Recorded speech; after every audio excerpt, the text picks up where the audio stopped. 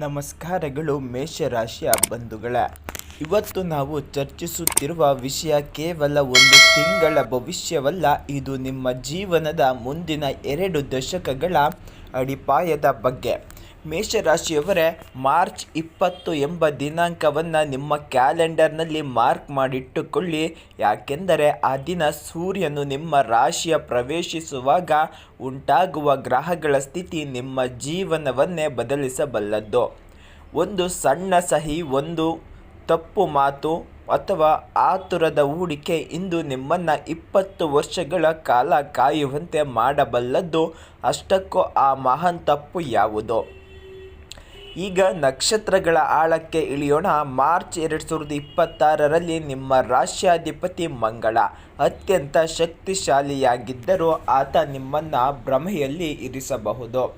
ಶನಿದೇವನ ಕುಂಭ ರಾಶಿಯಿಂದ ಮೀನಕ್ಕೆ ಚಲಿಸುವಾಗ ನಿಮ್ಮ ರಾಶಿಗೆ 12ನೇ ಮನೆಯಲ್ಲಿ ಇರುತ್ತಾನೆ. ಇದು 7 ಶನಿಯ ಆರಂಭಿಕ ಕಾಲ. ಈ ಸಮಯದಲ್ಲಿ ಮಾಡುವ ತಪ್ಪುಗಳಿಗೆ ಕ್ಷಮೆಯೇ ಇರುವುದಿಲ್ಲ. ನಿಮ್ಮ ನಿರ್ಧಾರಗಳ ಮೇಲೆ ಮಾಯಾವಿ ರಾಹುವಿನ ದೃಷ್ಟಿ ಇರುತ್ತದೆ. ಇದು ನಿಮಗೆ ಎಲ್ಲವೂ ಸರಿಯಾಗಿದೆ ಎಂದು ಅನ್ನಿಸುವಂತೆ ಮಾಡುತ್ತದೆ, ಆದರೆ ಒಳಗೊಳಗೆ ಅದು ಸುಳಿಯಾಗಿರುತ್ತದೆ. ಮಾರ್ಚ್ 20ರಂದು ಸೂರ್ಯನು ಮೀನದಿಂದ ಮೇಷಕ್ಕೆ ಬಂದಾಗ ನಿಮ್ಮಲ್ಲಿ ಅತಿಯಾದ ಆತ್ಮವಿಶ್ವಾಸ ಮೂಡುತ್ತದೆ. ಇದೇ ಅಪಾಯದ ಮುನ್ಸೂಚನೆ. ಮೇಷರಾಶಿಯವರು ಮಾರ್ಚ್ 20ರೊಳಗೆ ಯಾವೆಲ್ಲ ಕ್ಷೇತ್ರಗಳಿಗೆ ತಪ್ಪು ಮಾಡಬಾರದು? ಇಲ್ಲಿ 3 ಪ್ರಮುಖ ಎಚ್ಚರಿಕೆಗಳಿವೆ. ಆಸ್ತಿ ಮತ್ತು ದಾಖಲೆಗಳು. ಯಾವುದೇ ಹಳೆಯ ಆಸ್ತಿ ಮಾರಾಟ ಅಥವಾ ಹೊಸ ಜಾಗ ಖರೀದಿಸುವಾಗ ಈ ತಿಂಗಳು ಬಹಳ ಜಾಗರೂಕರಾಗಿರಿ. ದಾಖಲೆಗಳನ್ನು ಸರಿಯಾಗಿ ಓದದೆ ಸಹಿ ಮಾಡಿದರೆ ಅದು ಕೋರ್ಟ್ ಕಚೇರಿ ಅಲೆಯುವಂತೆ ಮಾಡುತ್ತದೆ. ಈ ಕೇಸ್ ಮುಗಿಯಲು ಕನಿಷ್ಠ 20 ವರ್ಷಗಳಾಗಬಹುದು. ವೃತ್ತಿ ಜೀವನದ ಅಹಂಕಾರ. ನಿಮ್ಮ ಬಾಸ್ ಅಥವಾ ಮೇಲಧಿಕಾರಿಗಳ ಜೊತೆಗೆ ವಾಗ್ವಾದಕ್ಕೆ ಇಳಿಯಬೇಡಿ. ಈ ಸಮಯದಲ್ಲಿ ನೀವು ಕೆಲಸ ಬಿಟ್ಟರೆ ಮುಂದಿನ ಹಲವು ವರ್ಷಗಳ ಕಾಲ ಸ್ಥಿರವಾದ ಕೆಲಸ ಸಿಗದೆ ಪರದಾಡಬೇಕಾಗಬಹುದು. ನಿಮ್ಮ ಕರಿಯರ್ ಗ್ರಾಫ್ ಕೆಳಗೆ ಬೀಳಲು ಈ ಒಂದು ಕ್ಷಣದ ಕೋಪ ಸಾಕು. ಕೌಟುಂಬಿಕ ಗುಟ್ಟುಗಳು. ಮನೆಯಲ್ಲಿ ಗುಟ್ಟನ್ನು ಹೊರಗಿನವರಿಗೆ ಹೇಳಬೇಡಿ. ನಂಬಿಕಸ್ಥರೇ ನಿಮಗೆ ದ್ರೋಹ ಮಾಡುವ ಸಾಧ್ಯತೆ. ಮಾರ್ಚ್ 20ರ ಒಳಗೆ ಹೆಚ್ಚಿದೆ. ಸಂಬಂಧಗಳಿಗೆ ಬಿರುಕು ಮೂಡಿದರೆ ಅದನ್ನು ಸರಿಪಡಿಸಲು ದಶಕಗಳೇ ಬೇಕಾಗುತ್ತದೆ.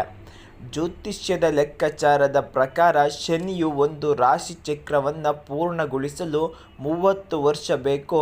ಆದರೆ ಈಗಿನ ವ್ಯಯ ಶನಿಯ ಕಾಲದಲ್ಲಿ ನೀವು ಬಿತ್ತುವ ತಪ್ಪು ನಿರ್ಧಾರದ ಬೀಜವು ಮುಂದಿನ 20-22 ವರ್ಷಗಳ ಕಾಲ ಕಹಿ ಫಲವನ್ನು ನೀಡುತ್ತಾ ಹೋಗುತ್ತದೆ. ಇದು ನಿಮ್ಮ ಹಣಕಾಸು, ಆರೋಗ್ಯ ಮತ್ತು ಮಾನಸಿಕ ನೆಮ್ಮದಿಯ ಮೇಲೆ ನೇರ ಪರಿಣಾಮ ಬೀರುತ್ತದೆ.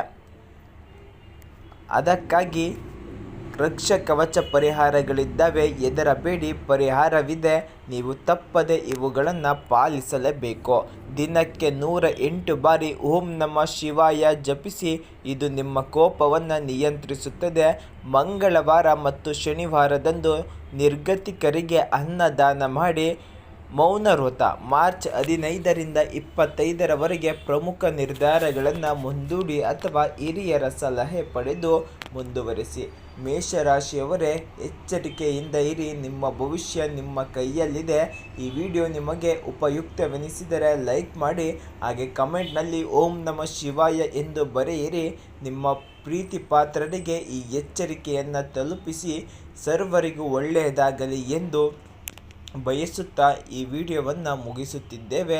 ಇಂತಹ ಹೆಚ್ಚಿನ ಮಾಹಿತಿಗಾಗಿ ನಮ್ಮ DTV ಕರುನಾಡು ಚಾನಲನ್ನು ಸಬ್ಸ್ಕ್ರೈಬ್ ಮಾಡಿಕೊಳ್ಳಿ. ದಿನನಿತ್ಯದ ಭವಿಷ್ಯ ತಿಳಿದುಕೊಳ್ಳಲು ನಿಮ್ಮ ಭವಿಷ್ಯ ರೂಪಿಸಿಕೊಳ್ಳಲು DTV ಕರುನಾಡು ಚಾನಲ್ಲು ಸದಾ ನಿಮ್ಮೊಂದಿಗೆ ಇರುತ್ತದೆ.